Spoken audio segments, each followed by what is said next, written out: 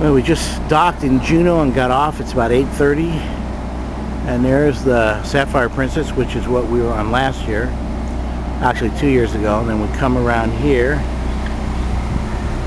and we just got off of the Oosterdam, Holland America Oosterdam. That's our ship right there.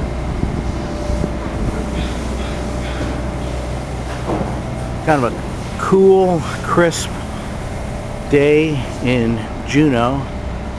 Looks like it had rained, but it's not raining right now.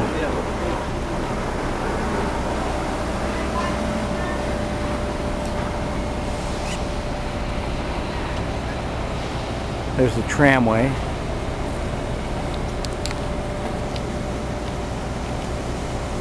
Goes all the way up.